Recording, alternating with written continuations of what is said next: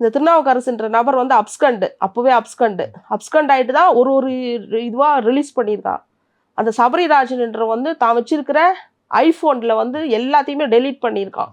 Delete பண்ணோன்னா CBI என்கொயரின்றதுனால இது அறிவியல் தொழில்நுட்பத்தோட அந்த கைபேசியை பயன்படுத்தி அவங்க டெலீட் பண்ணதெல்லாம் மறுபடியும் ரெக்கவரி பண்ணனால தான் டேட் வைஸ் எடுத்திருக்காங்க. இந்தந்த தேதியில் இந்தந்த பெண்ணை இப்படி இவங்க மிரட்டியிருக்காங்க, நிர்வாணப்படுத்தியிருக்காங்க, பாலியல் வன்புணர்வு, கூட்டு பாலியல் வன்புணர்வு பண்ணியிருக்காங்க, மிரட்டியிருக்காங்க, அடிச்சிருக்காங்க அப்படின்னா டேட் வைஸு.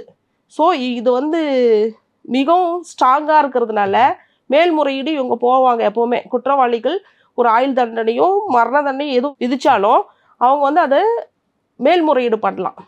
60 நாட்களுக்குள்ளே பண்ணணும். அப்போ இவங்க மேல்முறையீடுக்கு இவங்க போனாலும் உச்சநீதிமன்றத்தை நாடினாலும் சாட்சிகள் மிகவும் வலுவாக இருக்கிறதுனாலும் சிபிஐ வந்து 1500 பக்கம் குற்றப்பத்திரிகை தாக்கல் செய்தும் ரொம்ப ஸ்ட்ராங்காக இருக்கிறதுனால மேலவை நீதிமன்றமும் கீழவை நீதிமன்றத்தில் கொடுக்குற தீர்ப்பை உறுதி செய்வதற்கான வாய்ப்புகள் 100% இருக்குது.